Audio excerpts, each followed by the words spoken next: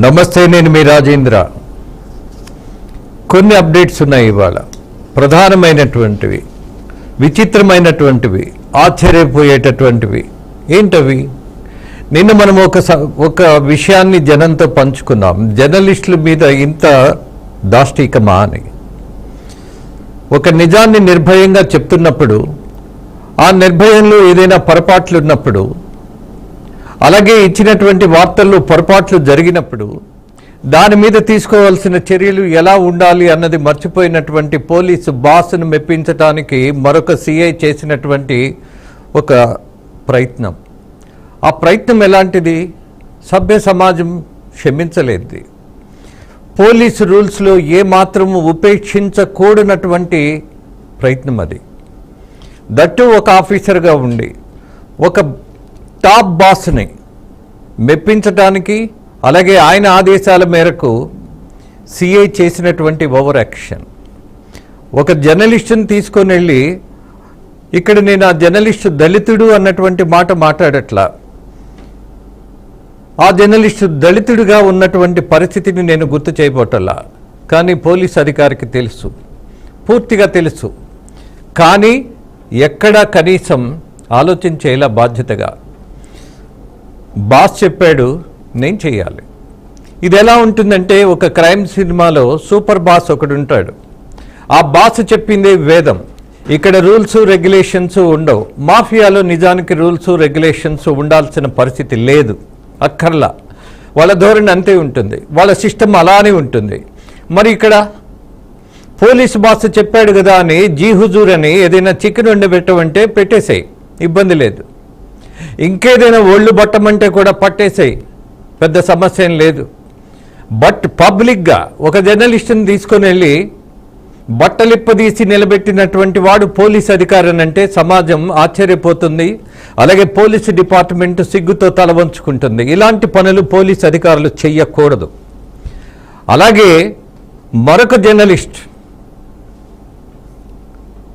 అతని మీదటువంటి కక్ష పెంచుకున్నారు. అర్ధరాత్రి ఇంటి మీద దాడి చేశారు. ఆయన అనుచరులను కొంతమందిని సిఐ పంపించి దురాగతం. ఎలా అంటే, ఆ జర్నలిస్టు దొరుకుంటే నిజానికి ఇవాళ అతని పేరు ముందు కీర్తిశేషుడు అని పెట్టాల్సిన పరిస్థితి ఉండేది. అదృష్టంగా అతని కుటుంబమో అతని పిల్లలు చేసుకున్నటువంటి అదృష్టమో పుణ్యమో ఇతను దొరకలా. దొరుకుంటే సినిమా వేరుండేది. ఇవాళ మేమందరం కీర్తిశేషుడు పలానా అరుణ్ అని మేమే మాట్లాడాల్సి వచ్చేది. కానీ నేచర్ ఒకటి ఉంటుంది, కొంతమంది నమ్మినట్టుగా దేవుడు ఉంటాడు. అలాగే దుర్మార్గులు ఆలోచించినట్టుగా చంపేద్దామని వెళ్ళిన రక్షించినటువంటి శక్తి ఏదో అతను వెనకాల ఉండబట్టే అతను వీళ్ళు వెళ్ళిన ఆ ఇంట్లో లేడు. అతని పేరే కన్నెగంటి అరుణ్ కుమార్. అతనే మా క్రైమ్ రిపోర్టర్. అతని మీదే హత్యా ప్రయత్నం.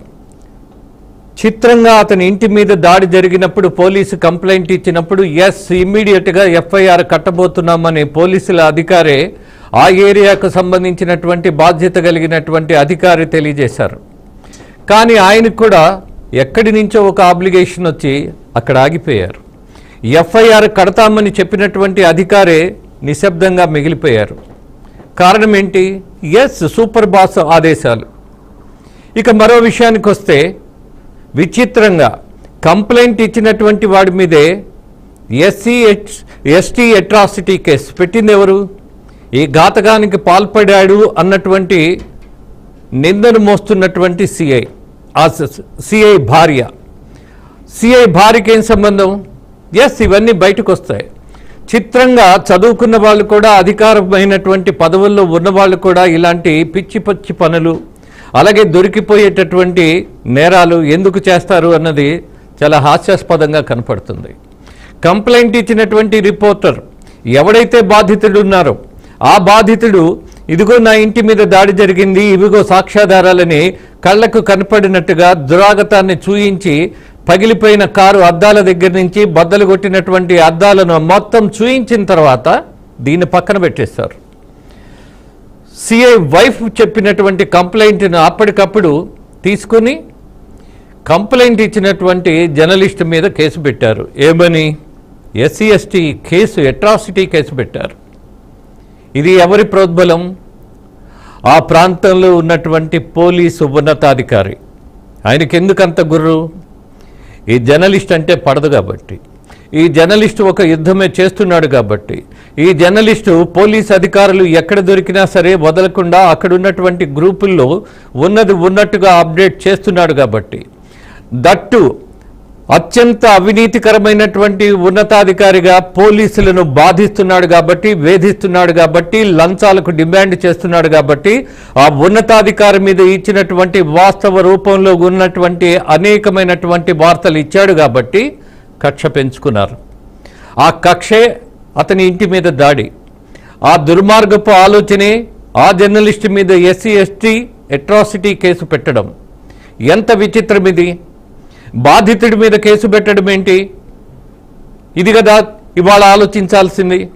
ఈ ప్రయత్నంలోనే జర్నలిస్టులకు సంబంధించినటువంటి సంఘాలు కూడా ఇవాళ ప్రశ్నిస్తున్నాయి. అవసరమైతే ఉద్యమ రూపంలో నిలబడతామంటున్నటువంటి దశ కూడా కనపడుతోంది. అందులో భాగంగానే టీజేఎఫ్, తెలుగు జర్నలిస్టు ఫోరంకు సంబంధించినటువంటి కొంతమంది జర్నలిస్ట్ నాయకులు ఎవరైతే ఉన్నారో హోమ్ మినిస్టర్ని కలవటం కూడా జరిగింది. ఆమె కూడా చాలా సీరియస్గా స్పందించటం, దీని మీద చర్యలు ఉంటాయని ఒక హామీ ఇవ్వటం, ఎస్, ఒక మంచి పరిణామం ఇది. చూద్దాం ఎలాంటి పరిణామాలు ఉంటాయో, అలాగే ఎలాంటి ఫలితాలు ఉంటాయో, అడ్డగోలుగా ప్రవర్తిస్తున్నటువంటి ఉన్నతాధికారి మీద ఎలాంటి చర్యలు ఉండబోతున్నాయో. అనేక మంది బాధితులు ఉన్నారు. పోలీసు సిఐ దగ్గర నుంచి ఎస్ఐల వరకు వాళ్ళందరినీ ఎలా బాధిస్తున్నాడో తెలుసా? వీఆర్లో నెట్టేస్తున్నారు. నెలల తరబడి జీతాలు లేకుండా వాళ్ళని పక్కన పడేస్తున్నారు. సరే, జీతాలు లేవు కదా, అలాగే మనకెక్కడ పోస్టింగ్ లేదు కదా అని వాళ్ళు ఇంటి దగ్గర కూర్చోవడానికో అస్సలు కుదరదు. సూపర్ బాస్ పిలవగానే పరిగెత్తాలి, ఎక్కడికైనా సరే ఆదేశించగానే. ఈ మూల నుంచి ఆ మూలకు వెళ్ళు అని అంటే కనీసం టీఏలు ఉండవు, డిఏలు ఉండవు. బట్ జీతం రాని సిఐలు, ఎస్ఐలు సూపర్ బాస్ ఆదేశాల మేరకు బాండెడ్ లేబర్ లాగా ఎక్కడికి పడితే అక్కడ ఆదేశాల మేరకు పరిగెత్తాల్సిన పరిస్థితి కనపడుతోంది. ఈ రాష్ట్రంలోనే ముఖ్యంగా నేను పదే పదే చెప్తున్నా, పోలీసు మీద జనాలకి నమ్మకం పోతే పౌర సమాజం నష్టపోతుంది. ప్రతి క్షణం మన గురించి ఆలోచించేవాడు పోలీసు మాత్రమే అని నమ్మకం ఇప్పటికీ ఉన్నటువంటి పరిస్థితుల్లో జర్నలిస్టులకు పోలీసులే శత్రువులుగా మారుతున్నారు అని అంటే అందరినీ అనలేను నేను. కొంతమంది ఇలాంటి సూపర్ బాసులు ఉన్న చోట వాస్తవాలు రాస్తున్నటువంటి వాళ్ళ మీద ఇలాంటి దుందుడుకు చర్యలు, కేసులు పెట్టడం, దట్టు బెయిలు రాకుండా చేసే ప్రయత్నం. ఎంత దుర్మార్గం ఇది! Home minister, CM, deputy CM, everybody has to think about this. దాని మీదే మరింత అప్డేట్ ఇస్తాను మీకు. నా కొలీగ్ ఉన్నారు, Andhra Pradesh bureau chief Eshwar. Yeah mister Eshwar, ఉన్నటువంటి పోలీసుల తీరుపై అనేక విమర్శలు వెల్లువెత్తుతూ ఉన్నాయి. ముఖ్యంగా బీఆర్కే న్యూస్ ప్రతినిధిపై జరిగినటువంటి దాడికి సంబంధించి కూటమి ప్రభుత్వంలో కూడా కొంత అలజడి రేగుతుంది. ఎందుకంటే బీఆర్కే ప్రతినిధి మీద దాడి ఒక ఇష్యూ అయితే, ఒక దళిత జర్నలిస్ట్ని నేరుగా ఒక ప్రైవేట్ స్టేషన్లో పెట్టి బట్టలు ఓడదీసి ఆ దళిత జర్నలిస్ట్కి ఇచ్చినటువంటి ట్రీట్మెంట్ ఏదైతే ఉందో ఎక్స్క్లూజివ్గా దాన్ని బీఆర్కే న్యూస్ బాహ్య ప్రపంచానికి తెలిసే విధంగా ఆ వార్తను కూడా టెలికాస్ట్ చేయడం జరిగింది. ఈ ఆధునిక సమాజంలో కూడా ఒక దళిత జర్నలిస్ట్ని తీసుకెళ్లి ఒక రూమ్లో పెట్టి బట్టలన్నీ ఇప్పేసి అతన్ని అనేక రకాలుగా చిత్రహింసలు పెట్టినటువంటి వ్యవహారం ఆలస్యంగా వెలుగు చూసింది. ఇది కూడా గుంటూరు జిల్లాలోనే చోటు చేసుకుంది.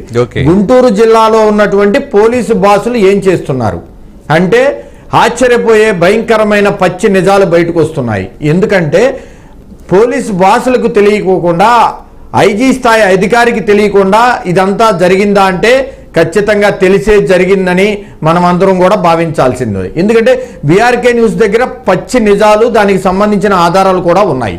ఎందుకంటే ఒక దళిత జర్నలిస్ట్ని అత్యంత దారుణంగా ఆయన ఏదో వార్తలు రాశాడని, వాట్సాప్ గ్రూప్లో ఏదో పోస్ట్ పెట్టాడని చెప్పి నైట్కి అతన్ని లిఫ్ట్ చేసి ఒక ప్రైవేట్ స్టేషన్కి తీసుకెళ్ళి అక్కడ ఆ జర్నలిస్ట్ బట్టలు ఓడదీసి అత్యంత దారుణంగా కిరాతకంగా పోలీసులే రౌడీలుగా మారి అత్యంత దారుణమైన ఘటన ఇది జరిగింది. దీని మీద యావత్ జర్నలిస్టు సంఘాలు మొత్తం కూడా తీవ్ర స్థాయిలో వ్యతిరేకిస్తున్నాయి సార్.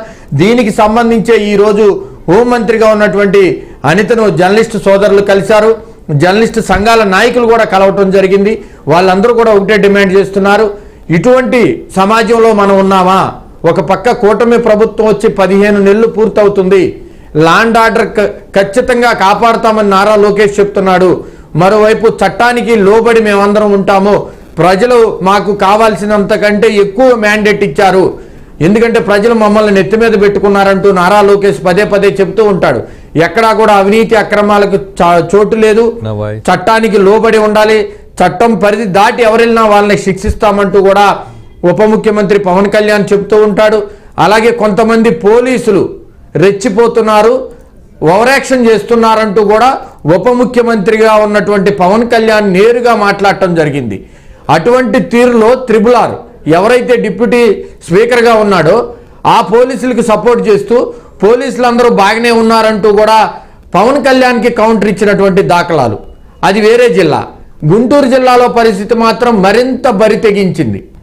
ఎలా ఉందంటే, ఒక పోలీస్ అధికారి ఒంటి మీద కాకి చొక్కాలు ఉన్నాయని చెప్పి ఒక జర్నలిస్ట్ ఇంటి మీదకి వెళ్ళి రౌడీలను పంపి దాడి చేసి 24 గంటలు గడుస్తున్నా ఇప్పటికీ కూడా కేసు నమోదు కాలేదు. ఎందుకంటే ఆయన పోలీస్ అధికారి, ఆయనకు ఒక ఐజీ స్థాయి అధికారి నా చేతుల్లో ఉన్నాడు, నన్ను ఎవరు ఏం చేయలేరని వెర్రవీగుతూ ఉన్నాడు. 24 గంటలు గడిచినప్పటికీ కూడా బీఆర్కే ప్రతినిధి ఇచ్చినటువంటి కంప్లైంట్ను పక్కన పెట్టి అదే సిఐకి సంబంధించినటువంటి భార్య మరొక తప్పుడు కంప్లైంట్ ఇస్తే దానికి రాకెట్ స్పీడ్తో SC/ST అట్రాసిటీ కేసు పెట్టేశారు. ఈ కేసు పెట్టాలంటే పోలీస్ డిపార్ట్మెంట్లో ఏసీపీ స్థాయి అధికారి పర్మిషన్ ఉండాలి. అసలు ఇది వాస్తవా కాదా అనేది చెక్ చేయాలి. ఇది ఎక్కడా కూడా జరగలేదు. ఎందుకంటే ఆ సిఐకి ఎవరైతే తుళ్ళూరు స్టేషన్కి సంబంధించినటువంటి సిఐ మాతంగి శ్రీనివాసరావు ఉన్నాడో అతని భార్య నేరుగా వెళ్ళి అదే పోలీస్ స్టేషన్లో ఎక్కడైతే దాడి జరిగితే ఆ దాడికి సంబంధించినటువంటి ఫిర్యాదు బీఆర్కే ప్రతినిధి అరుణ్ కుమార్ వెళ్ళి ఇచ్చిన నేపథ్యంలో అదే పోలీస్ స్టేషన్లో అదే సిఐకి సంబంధించినటువంటి భార్య అక్కడికి వెళ్ళి ఒక ఫిర్యాదు చేస్తే రాకెట్ స్పీడ్తో SC/ST అట్రాసిటీ కేసు కూడా పెట్టడం జరిగింది. ఇది మొత్తం ఎవరు చిన్న పిల్లోడిని అడిగినా సరిపోద్ది. ఎందుకు పోలీసులు ఇంత కక్ష కట్టారు? తప్పు చేయబట్టి వాళ్ళు చేసిన తప్పులు బయటకు వస్తున్నాయి కాబట్టి ఒకదాని ఒకటి ఐజీ స్థాయి అధికారి ఉన్నప్పటికీ కింద స్థాయిలో ఉన్నటువంటి పోలీసులు వాళ్ళకి సలాం కొడుతూ నచ్చినట్టుగా చట్టాలను వాళ్ళ చేతిలో తీసుకొని న్యాయస్థానాలను కూడా పట్టించుకోకుండా ఇష్టానుసారంగా ఎఫ్ఐఆర్లు కట్టేస్తున్నారు. ఎందుకంటే దాడి జరిగింది ఎక్కడ? గుంటూరు జిల్లాలో. అది బీఆర్కే ప్రతినిధి ఇంటి పైన దాడికి సంబంధించిన సీసీ ఫుటేజ్ రిలీజ్ చేశాం. ఆ సీసీ ఫుటేజ్ను కూడా స్థానిక పోలీస్ స్టేషన్కి ఇవ్వటం జరిగింది, ఫిర్యాదు చేయటం జరిగింది. అక్కడ కారు అద్దాలు ధ్వంసం చేశారు, మారణాయుధాలు తీసుకొచ్చి దాడులకు దిగారు. ఇంత జరిగినా దానికి సంబంధించినటువంటి డేటా మొత్తాన్ని కూడా స్థానిక పోలీస్ స్టేషన్లో ఇచ్చినప్పటికీ కూడా కేసు నమోదు చేయలేదు. కాగా ఇదే సిఐ ఎవరైతే మాతంగి శ్రీనివాసరావు ఉన్నాడో సిఐగా అనేక అవినీతి ఆరోపణలు అతని మీద వస్తున్నాయి. నేరుగా మన బీఆర్కే ప్రతినిధికి ఫోన్ చేసి బెదిరింపులకు పాల్పడ్డాడు, పచ్చి బూతులు తిట్టాడు. అలాగే వాట్సాప్ చాటింగ్లో కూడా ఇష్టానుసారంగా ఆయన ఒక సిఐ, ఒక ఉన్నత స్థాయి అధికారిని కూడా మర్చిపోయి ఇష్టానుసారంగా అతను చేసినటువంటి వాట్సాప్ చాట్ ఏదైతే ఉందో దాన్ని కూడా బీఆర్కే స్క్రీన్ మీద మనం చూపించాం. ఇన్ని ఎవిడెన్స్ ఉన్నా 24 గంటలు గడుస్తున్నా కేసు ఎందుకు కట్టలేదు? అలాగే అదే సిఐ భార్య వచ్చి ఒక కంప్లైంట్ ఇచ్చేస్తే ఆ కంప్లైంట్ తప్పుడు కంప్లైంట్ అని ఆ స్టేషన్లో ఉన్న సిఐకి తెలుసు, ఎస్ఐకి తెలుసు. వాళ్ళు కూడా ఆఫ్ ద రికార్డ్లో మన బీఆర్కే ప్రతినిధికి చెప్తున్నారు, మాకు పై స్థాయి నుంచి ఐజీ స్థాయి అధికారి నుంచి మాకు ఒత్తిడి ఉంది, అరుణ్ బాబు ఏమనుకోవద్దు, మా మాటేనండి, పై అధికారులు చెప్పారు కాబట్టి మేము ఎఫ్ఐఆర్ చేయాల్సి వస్తుంది అని అక్కడ ఉన్నటువంటి స్టేషన్లో ఉన్నటువంటి సిబ్బందే నేరుగా చెప్తున్నారు. కాబట్టి మరొక మలుపు ఉన్నది ఇందులో. అదే పోలీస్ స్టేషన్ అధికారి మీద కూడా కేసు రిజిస్టర్ అయింది, అలాగే ఎఫ్ఐఆర్ కూడా కట్టడం జరిగింది కదా. ఈ మార్పు ఎలా సంభవించింది? దీన్ని కూడా మనం గమనించాలిగా. ఖచ్చితంగా సార్ 2 months క్రితం న్యాయస్థానాన్ని ఆశ్రయించాడు సార్ బీఆర్కే ప్రతినిధి.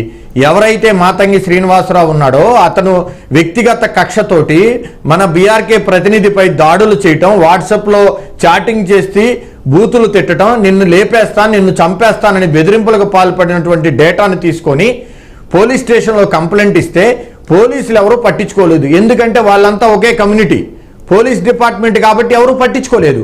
పోలీస్ డిపార్ట్మెంట్లో ఎవరు కూడా పట్టించుకోవట్లేదు కాబట్టి బీఆర్కే ప్రతినిధి అరుణ్ కుమార్ కోర్టుని, న్యాయస్థానాన్ని ఆశ్రయించాడు. ఈ విధంగా జరుగుతుంది. నా వ్యక్తిగత స్వేచ్ఛకు, నా జర్నలిజంలో నేను పనిచేస్తున్నప్పుడు అనేక రకాలుగా ఇబ్బందులకు గురి చేస్తున్నాడు ఒక సిఐ అంటూ కూడా ఆయన కోర్టును ఆశ్రయించాడు. గౌరవ న్యాయమూర్తి ఏం చేశారు? ఆర్డర్ కాపీ రిలీజ్ చేశారు. వాస్తవాలు ఉన్నాయి, ఎవిడెన్స్ ఉన్నాయి, ఆ సిఐ మీద మీరు కేసు కట్టండి అని. ఆ ఆర్డర్ కాపీ వల్ల ఇప్పుడు ఆ మాతంగి శ్రీనివాస్ మీద ఎఫ్ఐఆర్ కట్టడం జరిగింది. ఎఫ్ఐఆర్ కట్టినటువంటి మరికొన్ని క్షణాల్లోనే ఆ మాతంగి శ్రీనివాసరావు సిఐ ఎవరైతే ఉన్నారో వాళ్ళ భార్య వచ్చి ఒక తప్పుడు కంప్లైంట్ ఇచ్చింది. ఆటోమేటిక్గా అందరికీ అర్థమవుతుంది సార్, ఎందుకంటే కోర్టు నుంచి ఆర్డర్స్ వచ్చినాయి, అక్కడ ఇష్యూస్ జరుగుతున్నాయి, దాడి చేయించాడు మన రిపోర్టర్ మీద. ఇదంతా చూసిన ఆ సిఐ, లోకల్గా ఉన్నటువంటి సిఐ, ఆ ఎస్హెచ్ఓ, మేమేం చేయలేని పరిస్థితి, మాకు ఐజీ స్థాయి అధికారి నుంచి ప్రెజర్ ఉంది, నీ మీద కేసు కట్టొద్దు అంటున్నారు, కానీ వాళ్ళ వైఫ్ వచ్చి కంప్లైంట్ ఇచ్చింది కాబట్టి నీ మీద కేసు కట్టాలని మాకు ప్రెజర్స్ ఉన్నాయి, మేము కడుతున్నాము, దయచేసి ఏమి అనుకోవద్దని వాళ్ళు ఆఫ్ ద రికార్డులో చెప్తున్నారు. రాకెట్ స్పీడ్తో ఎఫ్ఐఆర్ కాపీ అయిపోయింది. అది కూడా ఎస్సీ ఎస్టీ అట్రాసిటీ కేసు కూడా పెట్టడం జరిగింది. ఇంత దారుణమైన ఘటనలు గుంటూరు జిల్లా అమరావతి ప్రాంతంలో జరుగుతుంటే పోలీసు ఉన్నతాధికారులు ఏం చేస్తున్నారు, హోంమంత్రి ఏం చేస్తుంది అనే దాని మీద ప్రతి ఒక్కరూ కూడా చర్చ జరుగుతుంది సార్. ముఖ్యంగా ఒక ఐజీ స్థాయి అధికారి దీని వెనకాల హస్తం ఉంది, ఆయనే దగ్గరుండి ఇదంతా చేపిస్తున్నాడని అందరికీ తెలుసు. అదే జిల్లాకు సంబంధించినటువంటి ఎస్పీని కలిసినప్పుడు తెలుగు జర్నలిస్ట్ ఫోరంకు సంబంధించినటువంటి ప్రతినిధులు వెళ్ళి వినతపత్రం ఇస్తే ఈ ఇష్యూని మీరు క్లోజ్ చేయండి, ముందుకు తీసుకెళ్లొద్దని వాళ్ళే బతిలాడుతున్నారు. అంటే ఏ స్థాయిలో అవినీతి జరుగుతుంది, ఏ స్థాయిలో అక్రమాలు జరుగుతున్నాయి? లాండ్ ఆర్డర్ని కాపాడాల్సినటువంటి పోలీసులే రౌడీలుగా మారిపోయి బెదిరింపులు చేస్తున్నారంటే ఏం చేయాలి సార్ మనం? Okay, fine. మీరు హోమ్ మినిస్టర్ని కలిశారు కాబట్టి, ఒక మంచి ప్రయత్నం చేశారు కాబట్టి, చేయాల్సిన పని మీరు చేశారు. ఆశించే ఫలితం వస్తుంది అని పాజిటివ్గా ఆలోచించే దశలో మనం ఉండొచ్చు, దాంట్లో పెద్ద సందేహపడక్కర్లా. ఇక మరో విషయానికి వద్దాం. విచిత్రమైనటువంటి ఒక వాదన విన్నాం.